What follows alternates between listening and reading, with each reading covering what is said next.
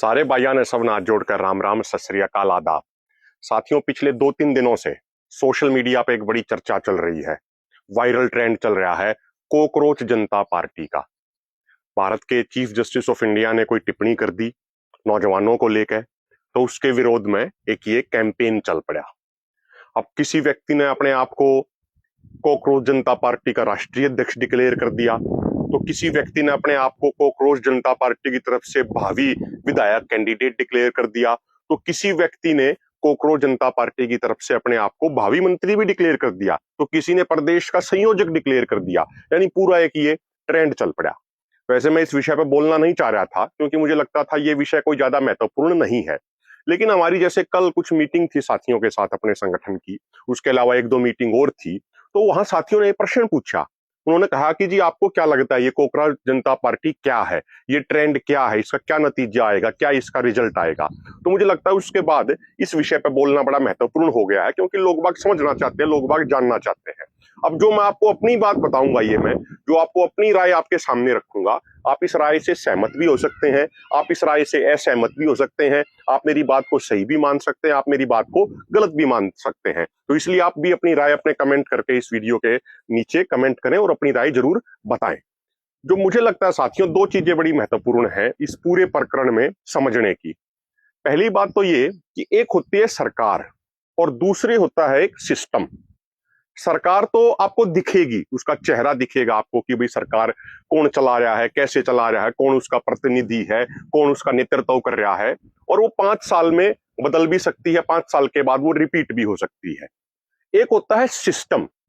System कभी दिखता नहीं है, सिस्टम पर्दे के पीछे रहता है, लेकिन सरकारें जो पॉलिसीज लागू करती हैं वो ज्यादातर पॉलिसीज सिस्टम ही बनाता है। उसको हम कई जगह उस सिस्टम को व्यवस्था भी कह देते हैं, उस सिस्टम को कई जगह हम स्टेट भी कह देते हैं, कई जगह डीप स्टेट भी कह देते हैं। तो असली में जो पूरी व्यवस्था जो चलाने का कार्य करता है वो डीप स्टेट कह लीजिए या वो सिस्टम कह लीजिए, और वो 5 साल में बदलता नहीं है। उसमें हल्का फुल्का फेरबदल आ जाए तो अलग बात है, अन्यथा वो लंबे समय तक वही चलता रहता है और वही सारी पॉलिसीज को इंप्लीमेंट करता है, इंप्लीमेंट करवाता है। और आप इस विषय में बहुत सारी बुक्स भी हैं कि कैसे दुनिया भर में डीप स्टेट काम करता है, कैसे व्यवस्था काम करती है, कैसे सिस्टम काम करता है। आप उस चीज को उन किताबों में पढ़ भी सकते हैं, लेकिन आज मैं ज्यादा उस मुद्दे पे गहराई पे नहीं जाऊंगा। तो कई बार क्या होता है, ये मैंने बहुत जगह ऑब्जर्व किया पिछले 15-16 साल से, जब से मैं बारीकी से इन चीजों को अध्ययन करता हूं, चीजों को समझने का प्रयास करता हूं, चीजों पे विश्लेषण करता हूं, कुछ बहुत सारी किताबें पढ़ी, तो मैं एक निष्कर्ष पे पहुंचा कि कई बार जब सिस्टम को, जब डीप स्टेट को ये लगने लग जाता है कि भाई सरकार के खिलाफ किसी मुद्दे पे लोगों में नाराजगी बहुत ज्यादा बढ़ रही है, तो वो सिस्टम, वो डीप स्टेट उस नाराजगी को डाइवर्ट करने का प्रयास करता है, और डाइवर्ट करने के लिए वो लोगों को मैनिपुलेट करने का प्रयास करता है। लोगों को असली इश्यूज से डाइवर्ट कर दिया जाता है उस समय। और कई बार क्या किया जाता है, कई बार जैसे आपने देखा होगा, हम प्रेशर कुकर में कोई सब्जी बनाते हैं या कुछ और चीज बनाते हैं, तो जब प्रेशर बढ़ जाता है तो उसकी वो सीटी मरानी पड़ती है, उसको वो मतलब वो जो प्रेशर बन गया है उसको बाहर निकालना पड़ता है एक सेफ्टी वाल्व के माध्यम से। तो ये जो डीप स्टेट, जो ये सिस्टम होता है, ये कई बार ऐसी व्यवस्था खड़ी कर देता है, टेम्परेरी व्यवस्था, कि जो सरकार के खिलाफ नाराजगी बन रही होती है, उस नाराजगी को सेफ्टी वॉल के माध्यम से धीरे धीरे उसको लीक करा देते हैं। उनको ये लगता है कि भाई ये प्रेशर ज्यादा नहीं बढ़ना चाहिए, तो इस चीज के लिए कई बार ऐसे ऐसे प्रयोग किए जाते हैं कि जनता उनको उस समय समझ नहीं पाती, और 20 साल 25 साल बाद जाके वो चीज समझ में आती है। अब आप अगर ताजा घटनाक्रम को देखें, अभी देश में सबसे महत्वपूर्ण चीज क्या चल रही है, रुपया डॉलर के मुकाबले बहुत ज्यादा गिर रहा है, और कुछ ही समय में अगर रुपया 100 के पार चला जाए डॉलर के मुकाबले, तो अतिशयोक्ति नहीं होनी चाहिए, हैरानी नहीं होनी चाहिए। सरकार उस व्यवस्था के लिए, सरकार उस हालात के लिए लोगों को मानसिक तौर पे तैयार करना शुरू कर चुकी है। अभी 1-2 दिन पहले फाइनेंशियल कमीशन के चेयरमैन अरविंद पनगड़िया, उनका ये बयान आया, वो कहते हैं कि भाई 100 तो महज एक नंबर है, ये कोई बड़ा मसला नहीं है। अगर डॉलर के मुकाबले रुपया 100 से भी ज्यादा हो जाता है तो वो कोई बड़ी बात नहीं होनी चाहिए। जबकि 2014 से पहले जो हमारे देश के जो आज प्रधानमंत्री हैं, जो उस समय विपक्ष के नेता होते थे, नरेंद्र मोदी जी, वो हर चुनावी सभा में इसी बात पे जोर देते थे कि भाई सरकार को शर्म आनी चाहिए, सरकार पूरे तरीके से फेल हो चुकी है, रुपया लगातार गिरता जा रहा है, रुपया लगातार घटता जा रहा है। लेकिन आज क्या किया, आज क्या कहा जा रहा है, आज क्या किया जा रहा है? अगर आप उसको देखेंगे तो लोगों को इस बात के लिए मानसिक तौर पे तैयार करने का प्रयास किया जा रहा है कि भाई अगर डॉलर के मुकाबले रुपया 100 से भी ज्यादा हो जाए तो कोई घबराने की जरूरत नहीं है। तो मुद्दा ये बहुत गंभीर है।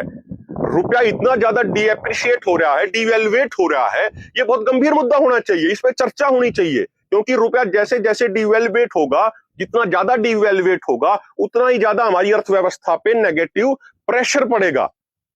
अब दूसरी बात आप देख लीजिए, अगर मैं पिछले महीने की ही बात करूं, अगर मार्च की बात करूं, तो आरबीआई की एक रिपोर्ट आई है। वो रिपोर्ट ये कहती है कि मार्च के महीने में भारत के अंदर जो एफडीआई आई, यानी जो फॉरेन डायरेक्ट इन्वेस्टमेंट आई, वो है मात्र 1.6 बिलियन डॉलर की। और फॉरेन इन्वेस्टर्स ने यहां से जितने पैसे निकाल लिए वो है लगभग 13.3 बिलियन डॉलर। यानी जितना यहां पे इनफ्लो आया, जितनी फॉरेन डायरेक्ट इन्वेस्टमेंट यहां आई, उसके मुकाबले लगभग 11.7 बिलियन डॉलर ज्यादा तो हमारे मार्केट से निकाल लिए फॉरेन इन्वेस्टर्स ने। एक रिपोर्ट ये कह रही है कि पिछले 2-3 महीने में फॉरेन इन्वेस्टर्स ने हमारी यहां की मार्केट से 22 बिलियन यूएस डॉलर, यानी लगभग 2 लाख करोड़ रुपए निकाल लिए। इसका मतलब ये हुआ कि हमारी देश की जो अर्थव्यवस्था है वो बहुत ही ज्यादा चुनौतीपूर्ण हालात से गुजर रही है। बहुत सारे एक्सपर्ट्स इस बात को कह रहे हैं कि हालात बहुत ही ज्यादा चुनौतीपूर्ण होने वाले हैं।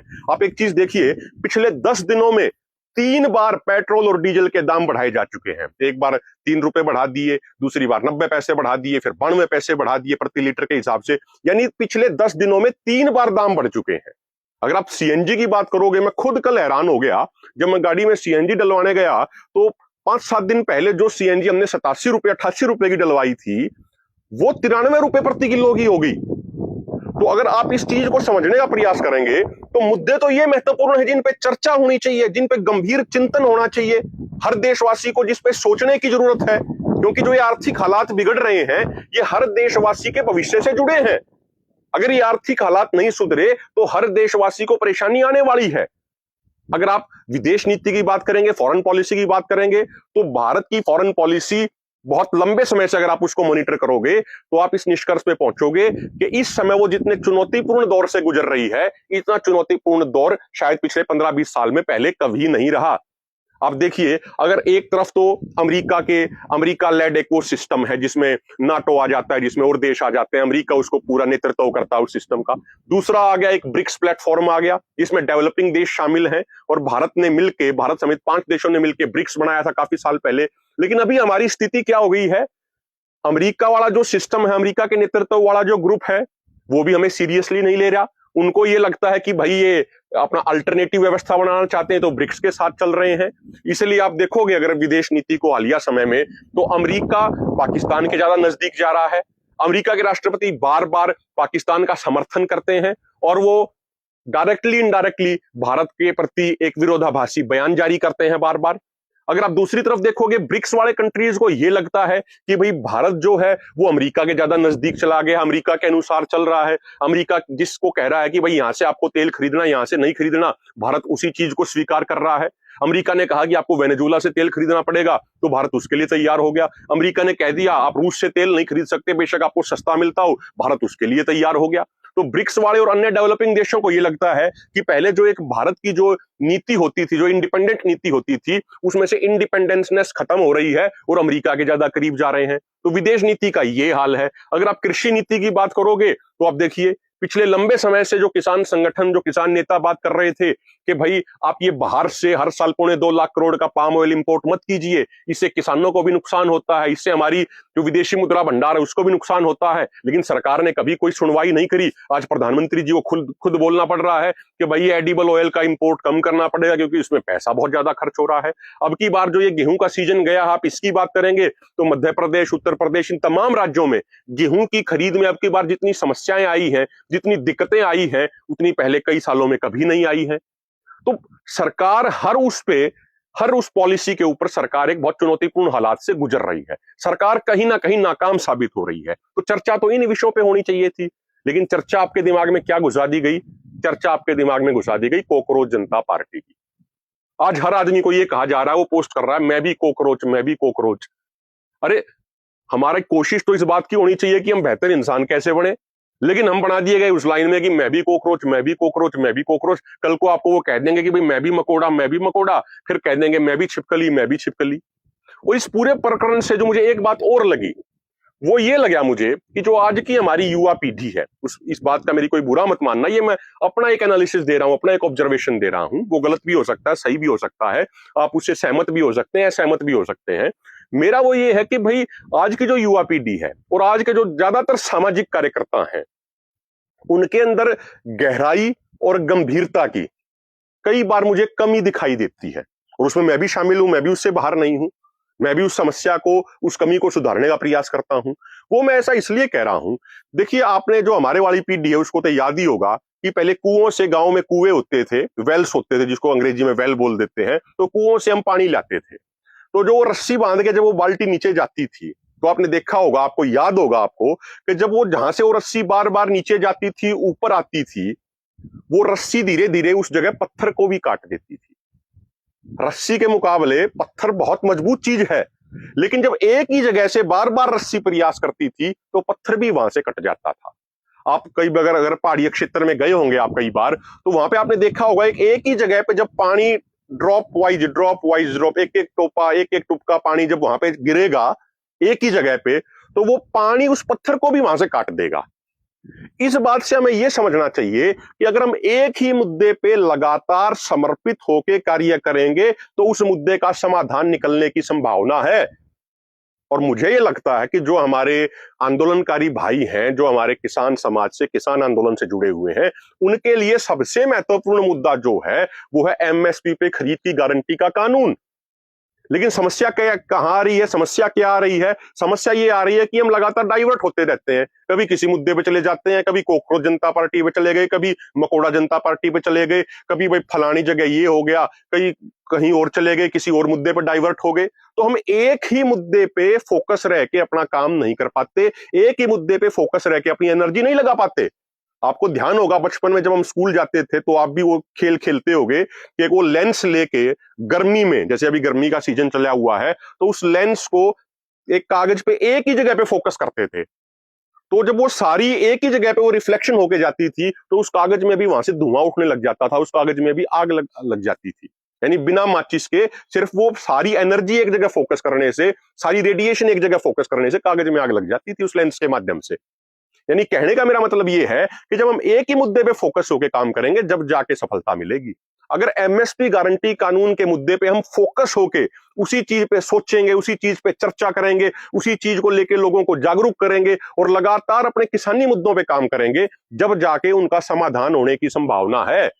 लेकिन आज के दिन सोशल मीडिया पे क्या हो रहा है? सोशल मीडिया पे ये हो रहा है, सोशल मीडिया पे हम किस विषय पे पोस्ट करेंगे, किस विषय पे बात करेंगे, ये हमारे ऊपर निर्भर नहीं करता, ये हम तय नहीं कर पाते, ये तो ट्रेंड तय करता है। और यही सबसे बड़ी दुर्भाग्य की बात है। हम ट्रेंड बनाने वाले नहीं हैं, हम ट्रेंड तय करने वाले नहीं हैं। हमारे में से ज्यादातर लोग ट्रेंड के साथ चलने वाले बन गए हैं कि भाई आज अच्छा, आज इस चीज पे बड़ी वायरल पोस्ट आ रही है, चलो इसी चीज पे उठा के लिख दो। आज कॉकरोच जनता पार्टी पे आ रही है, कॉकरोच जनता पार्टी पे उठा के लिख दो। कल किसी और छिपकली जनता पार्टी पे आ गई, उस पे उठा के लिख दो। अपने मुद्दे जो दिन प्रतिदिन हमारी जिंदगी से जुड़े हुए हैं, जो समाज से जुड़े हुए हैं, क्या हम उनको ट्रेंड में ला पाते हैं? क्या उनपे हम ट्रेंड सेट कर पाते हैं?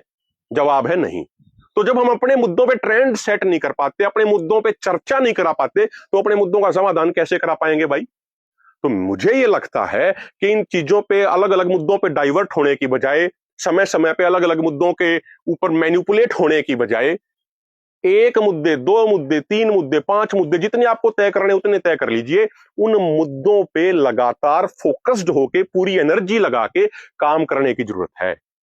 तो ये कॉकरोच जनता पार्टी जैसे एक्सपेरिमेंट क्या करते हैं, एक तो आपको समय समय असली मुद्दों से डाइवर्ट कर देते हैं। जिन मुद्दों पे चर्चा होनी चाहिए, जैसे आज आर्थिक नीति पे चर्चा होनी चाहिए, अर्थव्यवस्था पे चर्चा होनी चाहिए, महंगाई पे चर्चा होनी चाहिए, तो आप उस पर चर्चा ना कर पाओ, इसलिए आपको अलग टास्क दे दिया गया कि आप कॉकरोच जनता पार्टी पे चर्चा करते रहो। 5-7 दिन बाद जब ये चर्चा पुरानी हो जाएगी, कोई आपको नया मुद्दा पकड़ा दिया जाएगा जिसका कोई लेना देना नहीं होगा आपके जीवन से। आप 5-7 दिन उस पर चर्चा करोगे, फिर आप धीरे धीरे करके जो असली मुद्दे हैं उनको भूल जाओगे। अपना सरकार वहां से चुपचाप उन मुद्दों से बच के निकल जाएगी। दूसरा जो महत्वपूर्ण मुद्दा है, अपने मुद्दे पे फोकस करो। अपने मुद्दे पे फोकस रह के काम करोगे, अपने मुद्दे पे चर्चा करोगे, चर्चा करके लकीर को लंबी बनाओगे, तब जाके सफलता मिलेगी। रोज मुद्दों को अलग अलग तय करते रहोगे, अलग अलग मुद्दे चूज करते रहोगे, आसानी से मैनिपुलेट होते रहोगे, आसानी से मुद्दों से डाइवर्ट होते रहोगे, तो सफलता बिल्कुल नहीं मिलनी। हाँ, ये तो हो सकता है कि भाई ट्रेंड के साथ आप पोस्ट करते जाओगे, ट्रेंड के साथ आप बोलते जाओगे तो आपके फॉलोवर बढ़ जाएंगे, वाहवाही हो जाएगी, लेकिन कोई सफलता नहीं मिलेगी, कोई मुद्दे का समाधान नहीं करा पाओगे। और मुझे कम से कम ये लगता है कि अगर हम सब मिलजुल के एमएसपी पे गारंटी कानून बनवाने में सफल हो जाते हैं और उस पूरे संघर्ष में और उस पूरी लड़ाई में हमारा 0.0000001% भी अगर योगदान हो जाता है, तो मुझे लगता है हमारा जीवन सफल हो जाएगा, यानी अगली पीढ़ी के लिए हम कुछ करके जाएंगे। और जहां तक ये कोकरोच जनता पार्टी की बात है, मुझे लगता है कि जितनी तेजी से ये बुलबुला बना है, उतनी तेजी से ये बुलबुला फूटेगा। आने वाले 5-7 दिन में आपको ये दिख भी जाएगा। आप अपनी राय कमेंट बॉक्स में जरूर बताइएगा। बहुत बहुत धन्यवाद।